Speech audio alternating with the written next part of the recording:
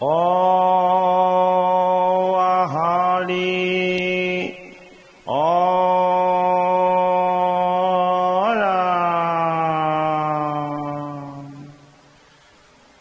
কৃষ্ণ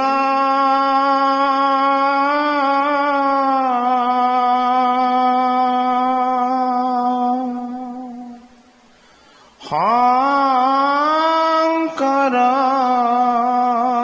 গুৰু হৰি নাম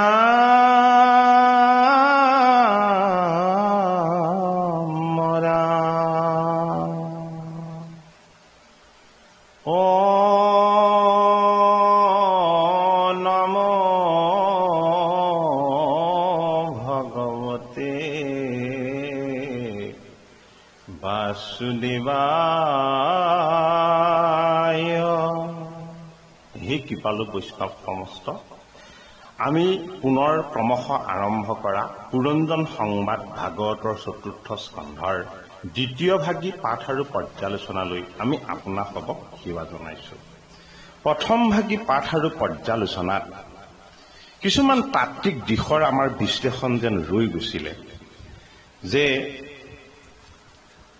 অভিজ্ঞতা মিশ্ৰ বুলি যাক কোৱা হৈছে সেয়ানো কি বুলি কোৱা, সেয়ানো কি বস্তু, অৰ্থাৎ সেয়া হ'ল ৰজা পুৰঞ্জনৰ সখীত্ব। পৰমেশ্বৰহে জগতৰ স্বামী, তেওঁহে বিশ্ব ব্ৰহ্মাণ্ডক ৰক্ষা কৰি থাকে, তেওঁক পৰিত্যাগ কৰি জীৱই নৱখন দ্বাৰেৰে বিষয় ভোগ কৰি থাকে। জীৱই আন দেহ ত্যাগ কৰি মানৱ দেহ গ্ৰহণ কৰিহে বিষয় ভোগ কৰিব পাৰে। জীৱাত্মাই বুদ্ধিক আশ্ৰয় কৰি মানৱ দেহ ধাৰণ কৰি ইন্দ্ৰিয়ৰ সহায়ত যি বাঞ্ছা কৰে সেই দ্ৰব্য লাভ কৰি আনন্দ মনে বিষয় ভোগ কৰি থাকে। তাত উল্লেখ কৰা 10জন বীৰক আমি 10টি ইন্দ্ৰিয় বুলি বুজিব লাগিব।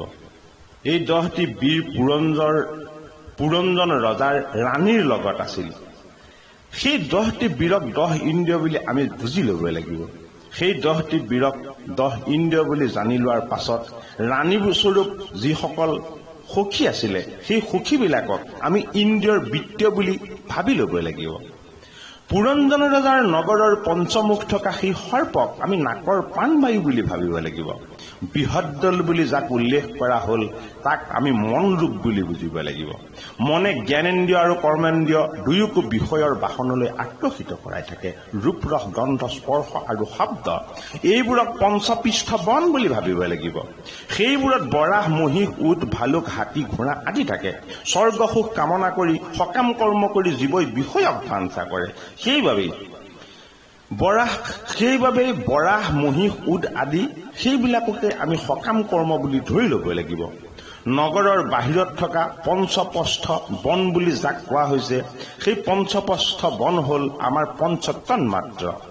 বনত যেনেকৈ মইনা শালিকা ভাটৌ ময়ূৰ কোকিল আদি নানা জাতৰ পক্ষী থাকে, সেই পক্ষীৰ মাত শুনি পথিক যিদৰে ৰৈ যায় আৰু সেইবোৰ পক্ষীৰ মাত শুনি পথিকৰ যিদৰে মন মোহিত হয়, তেনেদৰে নিজৰ ভাৰ্য আৰু পুত্ৰ কন্যাৰ কথা অমৃত যেন ভাবি আনন্দ মনে শুনি থাকে পুৰঞ্জন ৰূপী জীৱই। গতিকে মানুহৰ ভাৰ্য আৰু পুত্ৰ কন্যাবোৰক বননিৰ চৰাইৰ দৰে বুলি আমি ভাবি ল'ব লাগিব। পুৰঞ্জন ৰজাৰ নগৰৰ ধ্বজ পতাকাৰ নানা গুণ যে বৰ্ণনা কৰিছিল সেইবোৰ মানুহৰ জ্যোতি বুলি আমি অনুভৱ কৰিব লাগিব। পুৰঞ্জন ৰজাৰ নগৰৰ ভিতৰত নানা বাদ্য গীত ৰাগ আদিক মানুহৰ মুখৰ বচন বুলি আমি ধৰি ল'ব লাগিব। হৃদয়ক অন্তঃপুৰ বুলি কৈছিলে, মনক বিহুচি নাম দিছিলে। সেইবোৰ সংগ লাভ কৰি জীৱই সুখ দুখ ভোগ কৰি থাকে আৰু বিষয় বাসনাৰ প্ৰতি আসক্ত হয়। সেইবাবেই প্ৰাচীন বহি ৰজাক দেৱঋষি নাৰদে ভগৱন্তৰ পৰম আত্মতত্বৰ নিজৰ পৰিচয়কেই এই পুৰঞ্জন উপাখ্যানৰ যোগেদি যেন আগবঢ়াইছিল। পুৰঞ্জনৰ আত্মবিস্মৃতি। হে পুৰঞ্জনে পাছে নগৰৰ কাছে দেখিলন্ত এক নাৰী, ৰূপে বিতু পনিতলৈ কামোহিনী, কমনে বৰ নাইতে পাৰি। দশ গোটা বীৰ আগে পাছে চলে দেখিবা ক মনোহৰ সহসে সহসে পদাতি অজস্ৰে চলে সংগে ঐক্য কৰ এক গোটা বীৰ 500 গোটা শিৰ এ সৰ্পণ সদৃশ কায় এ সেই নগৰৰ মুখ্য দ্বাৰপাল অনগৰ ৰাখে সদায়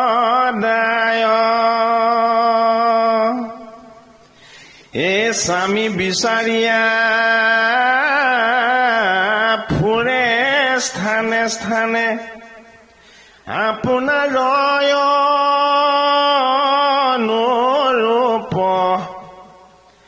এ যাৰ ৰূপ দেখি থাকয় নিৰেখি হে মুনিগণো চুপ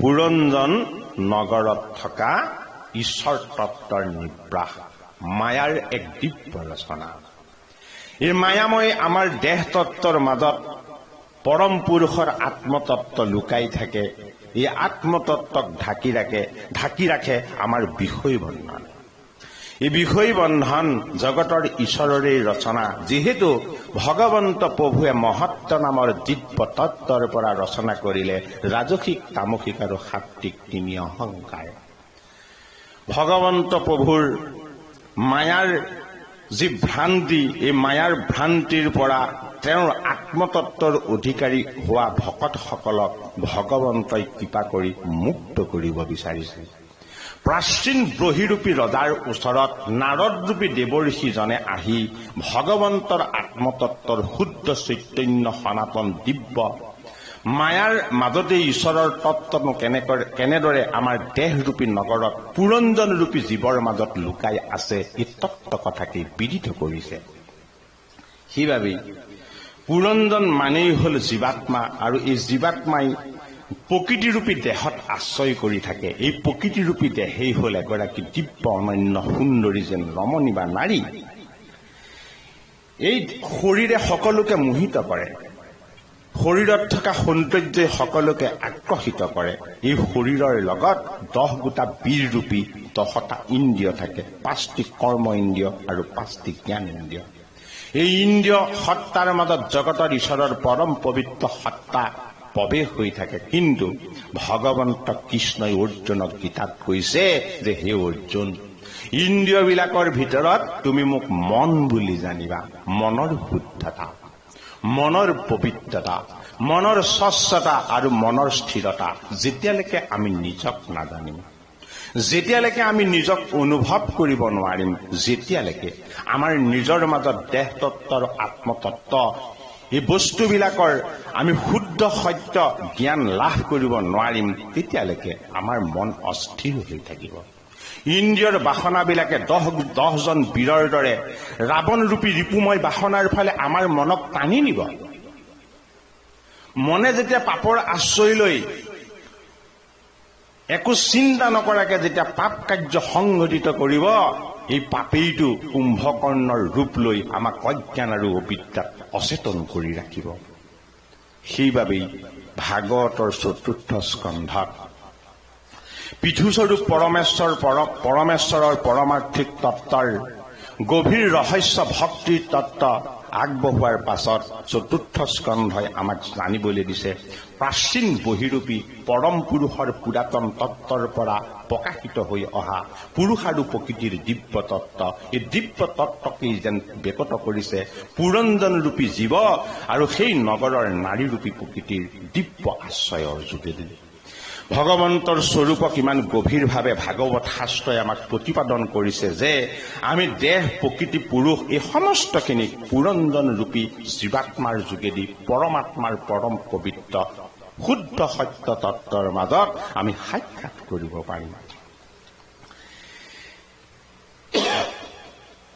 হে স্বামী বিচাৰিয়া ফুৰে স্থানে থানে আপোনাৰ অনুৰূপ যাৰ ৰূপ দেখি থাকয়নি ৰেখি মুনি গণো হোয়া চুপ। মনৰ বৃত্তিবিলাকে সদায় কি কৰে? স্বামীক বিচাৰি ফুৰে। স্বামী মানে কি? স্বামী মানে গৰাকী। মনৰ বৃত্তি মানে কি? মনৰ বৃত্তি হ'ল তিনিটা ক্ষেত্ৰলৈ ধাৱমান হোৱা তিনিটা ব্যৱস্থা, ৰাজসিক, তামসিক আৰু সাত্বিক। যদিহে ভোগ বিলাসৰ ফালে মন ধাবিত হয় তেতিয়াহ'লে ৰজগুণী। যদিহে মনে ক্ৰোধ অহংকাৰ জেদ এই ভাৱলৈ মনক ধাবিত কৰি সদায় গতিশীল হয় তেতিয়াহ'লে তমগুণী। যদিহে ভগৱন্তৰ পবিত্ৰ ভক্তিৰ ভাৱনাৰে মনক সংযত কৰি মনৰ ওপৰত অংকুশ লগাই ঋষিময় সাধনা আৰু মুনিময় ব্ৰহ্মচৰ্য পালনৰ যোগেদি জীৱনক যদি ঈশ্বৰমুখী কৰিব পৰা যায়, এই শুদ্ধ সাত্বিক জীৱন যেন মুনিসকলৰ মনন সংস্কাৰৰ দিব্য স্বৰূপ। এই মুনিস্বৰূপ মনন সংস্কাৰেও যেন কেতিয়াবা সংস্কাৰক আঁতৰি কৰি মায়াৰ বিষয় বন্ধনৰ পাছত ধাবিত হ'ব খোজে। কিহৰ কাৰণে? প্ৰকৃতিৰূপী মায়াৰ তত্ত্বত, দেহ তত্ত্বত ৰমণ হৈ থকা দশ ইন্দ্ৰিয়ৰ চঞ্চলতাৰ কাৰণে।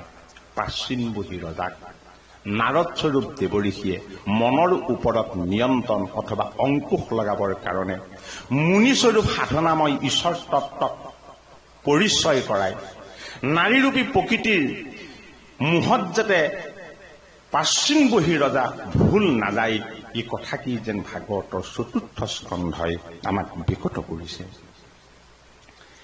হে নাখাতিল ফুল ধৰা তোলা এ দশন মোক পান্তি এ নয় মদনৰ ধনু সমখৰা এ ভুৱ যোগে ৰে ক্ৰান্তি এ শোভন কপুল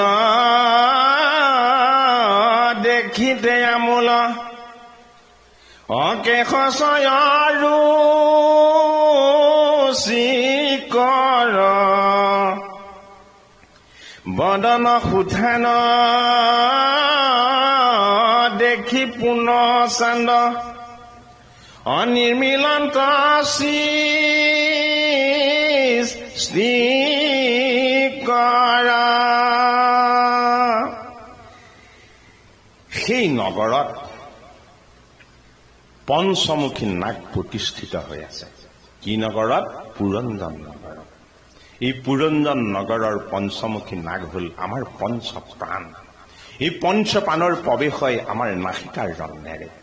নাসিকাৰ ৰন্ধেৰে আমাৰ পৰমাত্মাৰ পৰম পবিত্ৰ সত্য শুদ্ধ বায়ুৰ যোগেদি আমাৰ দেহ সঞ্চালিত হৈ চৈতন্য হৈ থাকে। সেইবাবে চৈতন্য সত্তাক ঈশ্বৰৰ তত্ত্বক পঞ্চমুখী নাগ বুলি সেই পুৰঞ্জন নগৰৰ সেইজনেই আচল ৰক্ষক বুলি ভাগৱত শাস্ত্ৰই আমাক বিকট কৰিছে।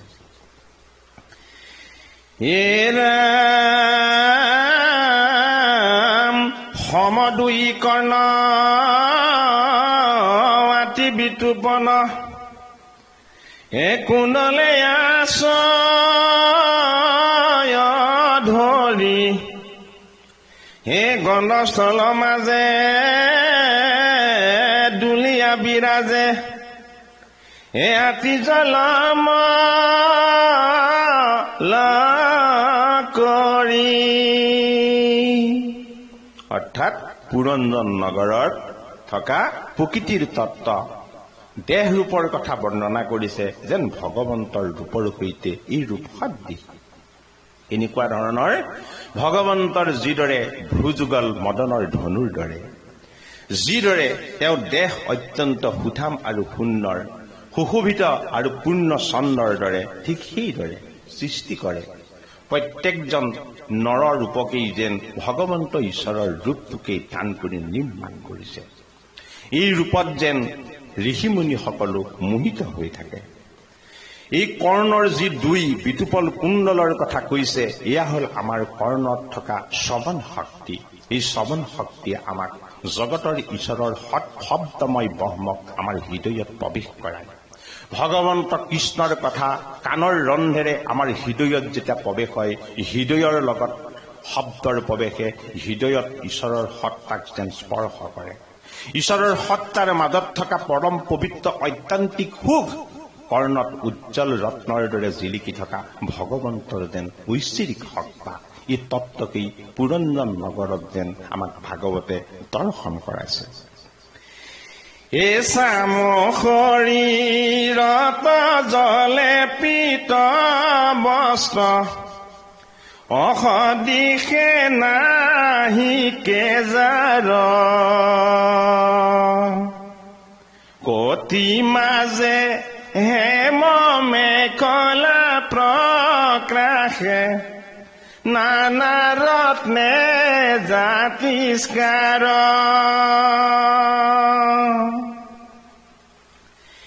এ দুখানি চৰণে কনক নুপুৰ,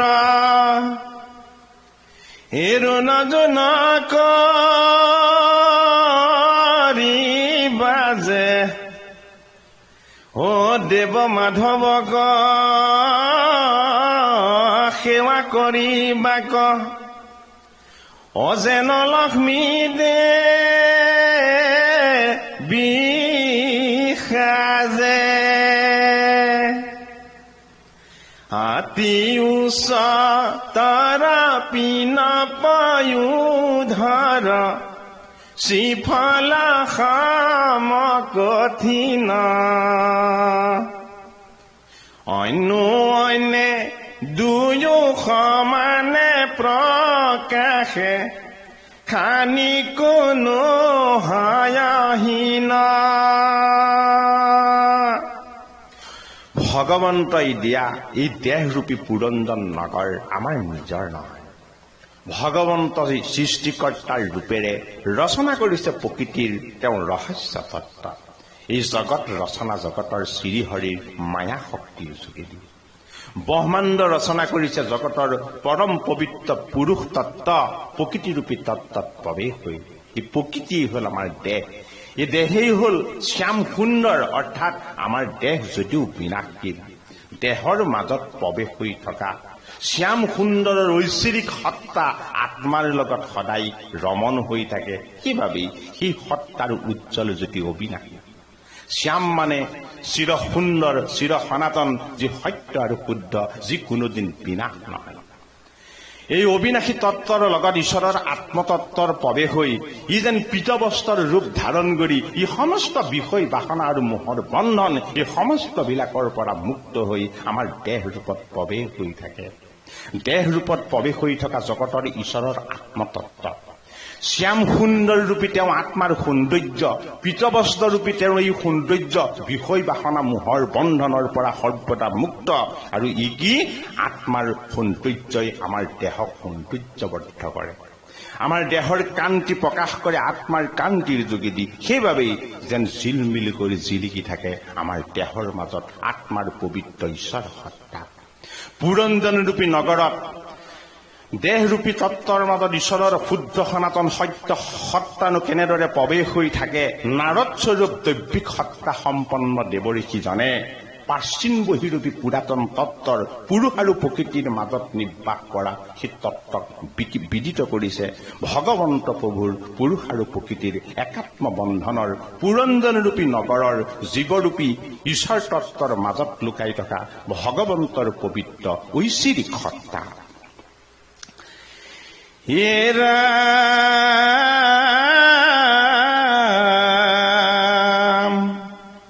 হেন পয়োধাৰা বস্তৰ অঞ্চলে এ ঢাকি ঢাকি ধীৰে যায় হে আতি মধ্যখিনি গজেন্দ্ৰগামিনী হে লাজে বনা তকায়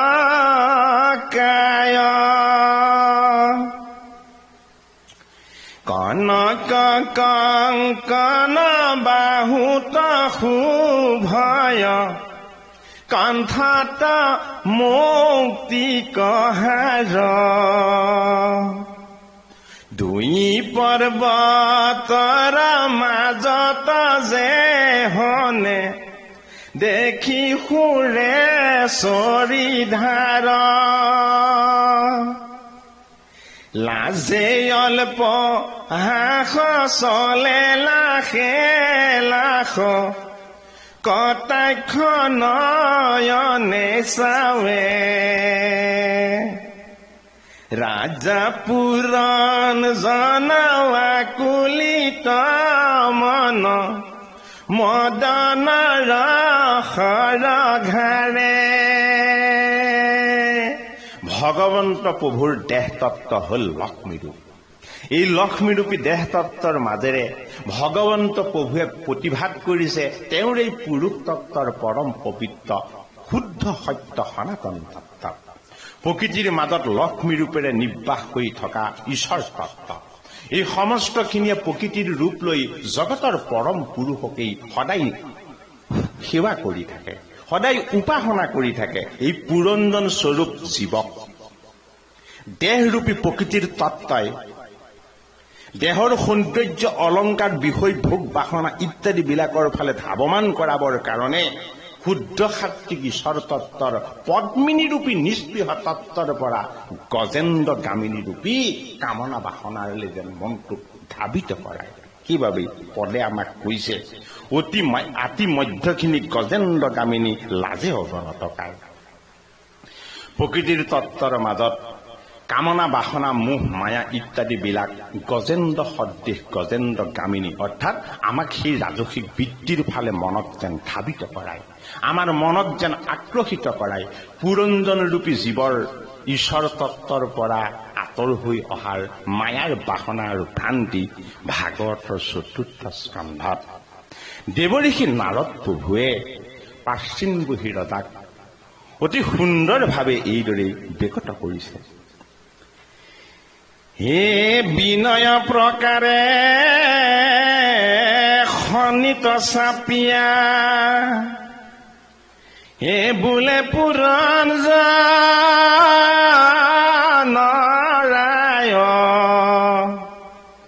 হে কি নাম তোমাৰ কাহাৰ জীয়ৰী হে যাইবা তুমি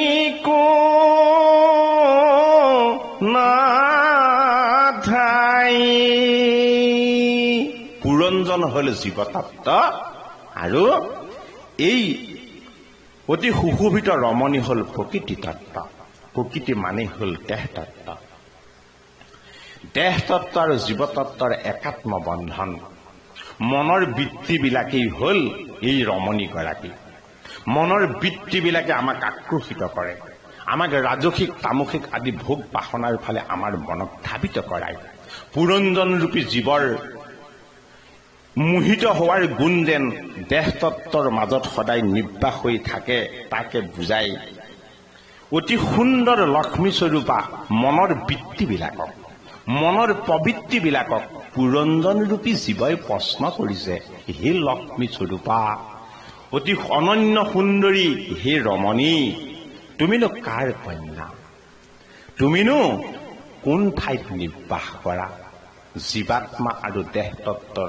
একাত্ম বন্ধন মন আৰু মনৰ বৃত্তিৰ মাজত প্ৰকৃতিৰ তত্ত্বৰ নিৰ্বাস অতি গভীৰ ৰহস্য তত্ত্ব এই ৰহস্য তত্ত্ব যদি আমি অনুভৱ কৰিব নোৱাৰো ভাগৱতৰ চতুৰ্থ স্কন্ধ ভাগৱত ভগৱন্তৰ সোঁউৰুৰ ৰূপ লৈ উৰ্বশীৰূপী নিষ্কাম ভক্তিৰ তত্ত্বৰে আমাৰ মনত ধাবিত কৰাব খুজি আমাৰ যদি পুৰঞ্জন ৰূপী জীৱক আত্মবিস্মৃতিৰ মায়া আৰু মোহৰ বন্ধনত সদায় যদি লুকুৱাই ৰাখে, তেতিয়াহ'লে ঈশ্বৰ তত্ত্বৰ পৰম পবিত্ৰ পুৰুষৰ সনাতন শুদ্ধ তত্ত্বক আমি অনুভৱ কৰিব নোৱাৰিম।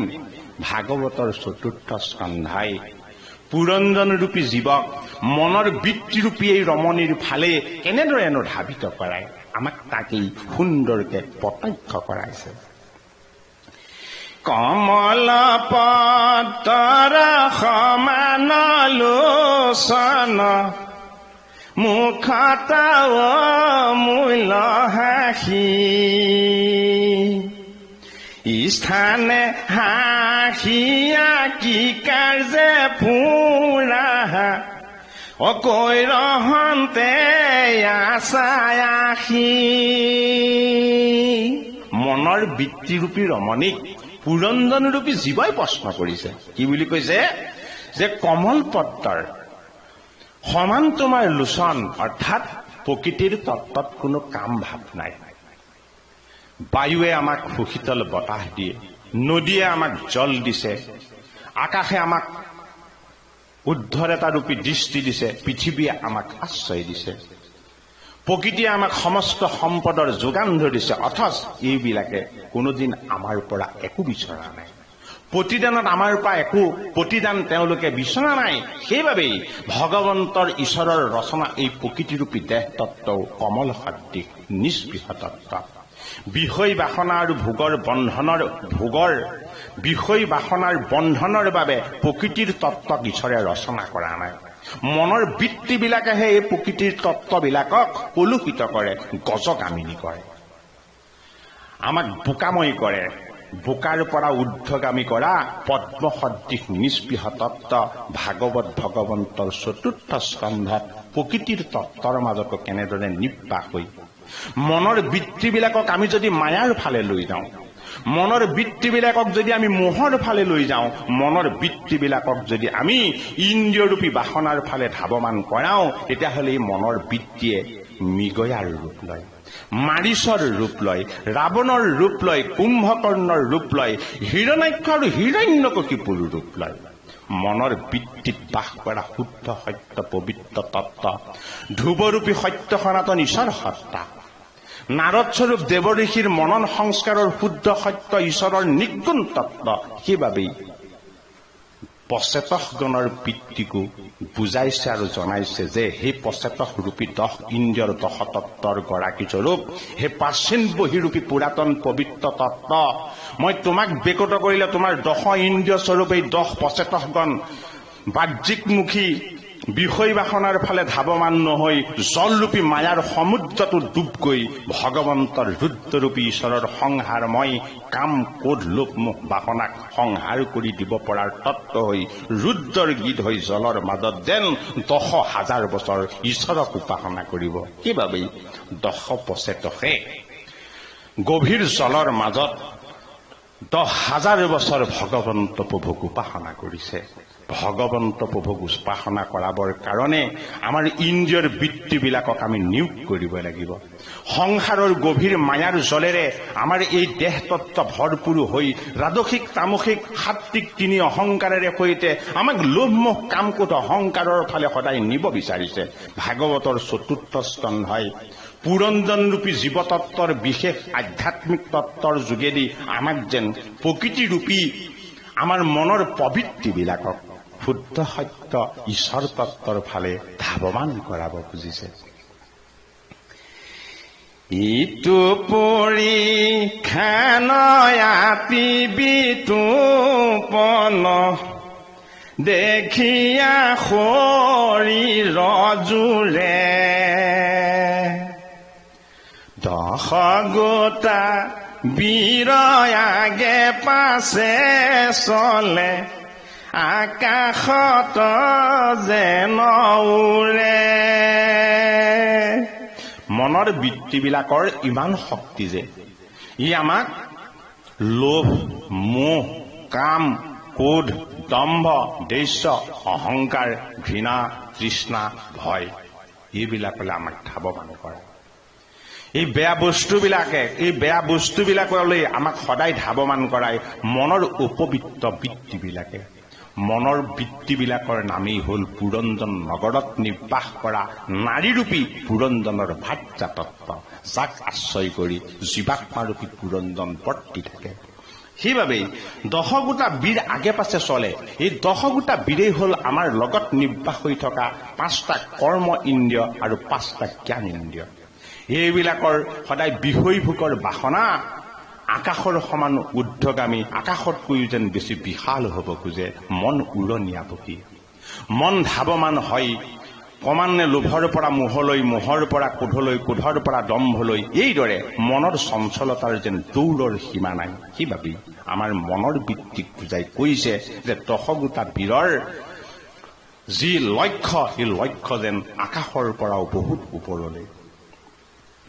হে নেত্ৰ ফালি মাথে বাৰু খান্দা হাতে, পদ ভৰে মোহি কাম্পে, তলৈক ভিতৰে কেবে সম নাহি, জমক যুঁজিবে জাম্পে। হে কনক কংকন বাহুত ভূষণ, হে অংগ দেখি তিস্কাৰ, সুবৰ্ণ কুণ্ডলে কৰ্ণ শোভা কৰে, হে গলত সোণা ৰহাৰ। কি বুলি কৈছে? নেত্ৰ দুটা খুলিলেই হাতত যেন অস্ত্ৰ লৈ পদৰ ভৰত গোটেই দেহৰূপী পৃথিৱী কঁপাই, তলৈকৰ ভিতৰতেই মনৰ সমান শক্তিশালী, মনৰ বৃত্তিবিলাকৰ সমান শক্তিশালী যেন কোনো নাই। যমৰূপী মৃত্যুপতিৰ লগতো যেন আমাৰ মনৰূপী ঘোঁৰাই যেন যুঁজ দিব খোজে। এই তত্ত্ব ভাগৱতৰ 4ৰ্থ স্কন্ধৰ পুৰঞ্জন স্বৰূপ ঈশ্বৰ তত্ত্বৰ মাজত আমাক বিদিত কৰাইছে। এই কনক কংকন অৰ্থাৎ সোণৰ যেন আমি খাৰু পৰিধান কৰিব খোজে এই মনৰ বৃত্তিবিলাকে। বাহুত সানিব খোজে আভৰণ অৰ্থাৎ ভোগৰ বন্ধন, মোহৰ বন্ধন। অংগবিলাকক জাতিষ্কাৰ কৰিব খোজে অৰ্থাৎ লোভ মোহ কাম ক্ৰোধ আদিৰে আমাৰ মনৰ বৃত্তিবিলাকক সদায় চঞ্চল কৰি ৰাখিব খোজে। সুবৰ্ণৰূপী সাত্বিক বস্তুবিলাকলে অৰ্থাৎ আকৰ্ষণ কৰা বস্তুবিলাকলে আমাৰ মন যেন বেছি ধাবিত হয়। কৰ্ণৰ শোভা কৰে অৰ্থাৎ কাণেৰে সৈতে কেৱল নিজৰ যশ গুণ খ্যাতি ইত্যাদি বিলাককেই যেন শুনিব খোজে। গলত সোণৰ হাৰ অৰ্থাৎ সোণৰূপী গলৰ হাৰে নিজৰ মনৰ কামনা বাসনাবিলাকৰ কথাই যেন প্ৰকাশ কৰে তাৰ তত্ত্ব। পুৰঞ্জনৰূপী জীৱময় নগৰত মনৰ বৃত্তিৰূপী তেওঁ ভাৰ্যাৰ যি তত্ত্ব, এই ভাৰ্যাৰ তত্ত্ব ভাগৱতৰ 4ৰ্থ স্কন্ধই আমাক বিকট কৰিছে। হে কটিপিত ধুতি তাহাতে কিংকিনি, হে বাজেৰু নকৰি, হে চৰণে নুপুৰ সঘনে বাজয়, হে সবাকো ফুৰে আৱৰি, এ পঞ্চমুণ্ডে জানা মহাসৰ্বগোট, এ চলয় তোমাৰ আগে, ইটো স্ত্ৰীগণ তোমাৰ কি হয়, কহিও কাম ভাগে। হে লক্ষ্মী স্বৰূপা প্ৰকৃতিৰ ৰূপী ৰমণী মনৰ বৃত্তিটোকেই যেন ইয়াত এগৰাকী সুন্দৰ ৰমণী বুলি কৈছে। এই মনৰ বৃত্তিৰ লগত পঞ্চ মুকুট পৰিহিত পঞ্চ পাণৰ তত্ত্ব নাসিকাৰ ৰন্ধ্ৰৰ মাজেৰে প্ৰৱেশ কৰি থাকে। সেইবাবেই নাসিকাৰ শুভ জ্ঞানত মন চঞ্চল হয়, নাসিকাৰ শুদ্ধ জ্ঞানত মন আকুলিত হয়, নাসিকাৰ পবিত্ৰ জ্ঞানত ঈশ্বৰৰ চৰণৰ অৰুণ পবিত্ৰতা আৰু লগতে চন্দন আৰু তুলসীৰ সুগন্ধিও যেন ধাৰণ কৰা হয়। সেইবাবেই মনৰ বৃত্তিৰ পবিত্ৰতাত ভগৱন্ত প্ৰভুৰ শুদ্ধ সাত্বিক চন্দন আৰু তুলসীৰ সুগন্ধ আমাৰ প্ৰৱেশ হয় মনৰ চঞ্চল বৃত্তিবিলাকত মনক উন্মাদনা কৰা, সুগন্ধিবিলাকক চঞ্চলমুখী কৰি মনক টানি নিয়া এই ৰমণৰূপী ঈশ্বৰৰ বাহ্যিকমুখী তত্ত্বকো পঞ্চ প্ৰাণৰূপী পঞ্চ মুকুট পৰিহিত পঞ্চনাগৰ তত্ত্বৰে আমাক যেন বাহ্যিকমুখী ইন্দ্ৰিয়ৰ বিষয় বাসনাৰ তত্ত্বকেই যেন প্ৰতিভাত কৰিছে। সবাৰো পৰি একে অধিকাৰী হে নজানো অনুমানে তোমাৰ আমাৰ কমন সম্বন্ধ কৈও কবিদ মানে। পঞ্চমুণ্ডত পাঁচটি সৰ্পৰ মুকুট পৰিহিত হৈ থকা হে স্ত্ৰীগণৰূপী মোৰ প্ৰকৃতি ৰূপ, সকলোৰে ওপৰত তোমাৰ এই পঞ্চ প্ৰাণৰূপী অধিকাৰী তত্ত্বই তোমাৰ আৰু আমাৰ কিনো সম্বন্ধ বিৰাজমান হৈ আছে, কিনো তত্ত্বক বিদিত কৰিব খুজিছে, এই কথা তুমি মোক বেকত কৰা। অ কিবা লক্ষ্মী তুমি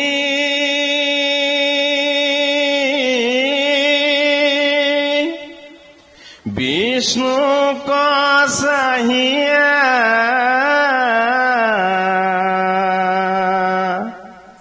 অদূৰঘোৰ বনে গমন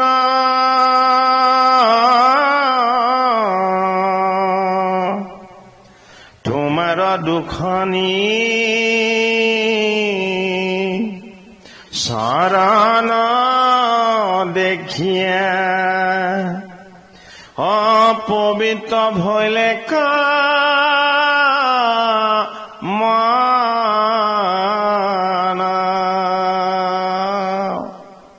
লক্ষ্মী স্বৰূপা প্ৰকৃতিৰ তত্ত্বত ঈশ্বৰৰ অৰুণ চৰণৰ জ্যোতিয়েই প্ৰকাশিত হয়। ভগৱন্ত প্ৰভুৰ ভাৰ্যা হল লক্ষ্মী। ভাৰ্যা ৰূপেৰে যিদৰে লক্ষ্মীয়ে ভগৱন্ত বিষ্ণুৰ চৰণ সেৱা কৰে, প্ৰকৃতি ৰূপেৰে সমস্ত জীৱসত্তাকেই তেওঁৱেই সেৱা কৰি আছে, তেওঁৱেই শুশ্ৰূষা কৰি আছে, তেওঁৱেই যেন ঈশ্বৰৰ সত্তাৰ মাজত ৰমণ কৰাই আছে। সেইবাবেই পুৰঞ্জন স্বৰূপ জীৱই প্ৰকৃতিৰূপী মনৰ বৃত্তিৰূপী এই নাৰীগৰাকীক জগতৰ ঈশ্বৰৰ লক্ষ্মী স্বৰূপ ভাৰ্যা বুলি, পুৰুষ স্বৰূপ লক্ষ্মী পুৰুষ স্বৰূপ ঈশ্বৰ তত্ত্বক সেৱা কৰা মনৰ বৃত্তি বুলি আমাক যেন কব খুজিছে ভাগৱতৰ ৪ৰ্থ স্কন্ধ। কিনো ভাগ্য মোৰ দেখিলো তোমাক মনত বৰ সন্তোষ আকস্মিকে যেন কাহাৰো হাতত পৰিলে ক পদ্ম কোষ।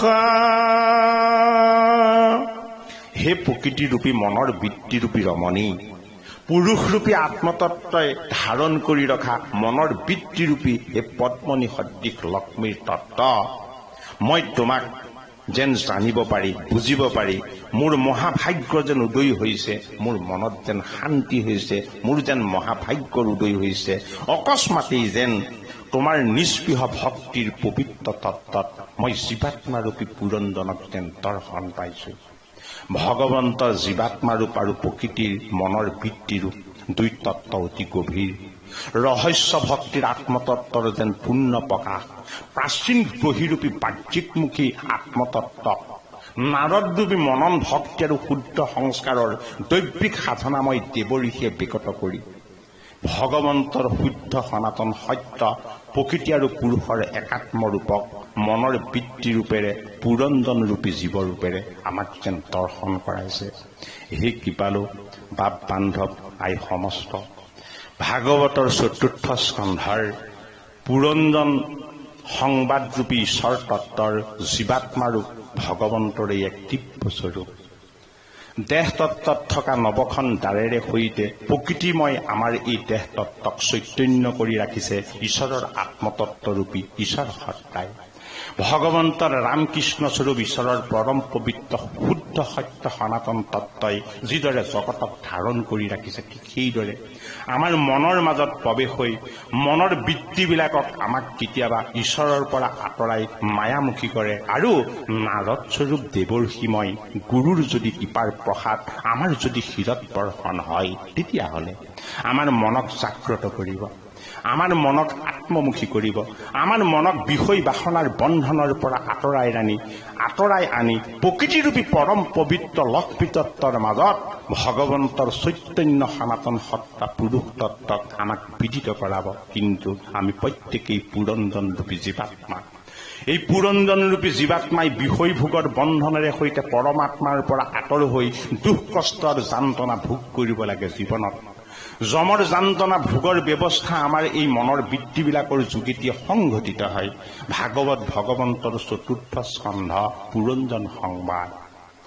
জীৱাত্মাৰ লগত পৰমাত্মাৰ যেন সংযোগ, প্ৰাচীন বহিৰূপী বাহ্যিকমুখী প্ৰকৃতিৰ তত্ত্বৰ লগত আত্মামুখী ঈশ্বৰ তত্ত্ব নাৰদ স্বৰূপ দেৱঋষিৰ যেন দিব্য সংযোগ, পুৰুষ আৰু প্ৰকৃতিৰ একাত্ম বন্ধন ঈশ্বৰৰ এই দিব্য ৰূপ হৈ ভাগৱতৰ চতুৰ্থ স্কন্ধ পুৰঞ্জনৰূপী জীৱাত্মাবিলাকক পৰমাত্মাৰ অংশৰ পবিত্ৰ তত্ত্বৰ মাজত ৰমণ হৈ থকা ঈশ্বৰ সত্তাক আমাক যেন বিদিত কৰি ভাগৱত ভগৱন্তই ভগৱন্তৰ চতুৰ্থ স্কন্ধৰ তেওঁ সুৰূপ ধাৰণ কৰা ভক্তিৰ গভীৰ ৰহস্য তত্ত্ব, উৰ্বশীময় ঈশ্বৰৰ নিষ্পৃহ তত্ত্ব আমাক যেন দৰ্শন কৰালে। সেই কৃপালু বাপ বান্ধৱ সমস্ত, ভাগৱতৰ চতুৰ্থ স্কন্ধ পুৰঞ্জন সংবাদ আমি বুজি নোপোৱা, আমিও নজনা, আমিও মোহমতী একেবাৰে অজ্ঞ। আমি যি পৰ্যালোচনা আগবঢ়াইছোঁ ইয়াতো বহুতখিনি ভুল কুটি দোষাদোষ হৈ যাব পাৰে বা হৈছে চাগে। আপোনাৰ সব সাধুসন্ত মহন্তই আপোনাৰ খবৰ আমাৰ চৰণৰ আশীৰ্বাদ দান কৰি আমাৰ শত সহস্ৰ অপৰাধ মৰিহন কৰি ভগৱন্ত প্ৰভুৰ চৰণত আমি সেৱা জনাই পুৰঞ্জন সংবাদৰ দ্বিতীয় ভাগী পাঠ আৰু পৰ্যালোচনাৰ ইমানতেই সামৰণিৰ সেৱা ধৰিছোঁ। হৰি ৰাম, জয় গুৰু শংকৰ কৃষ্ণ মা।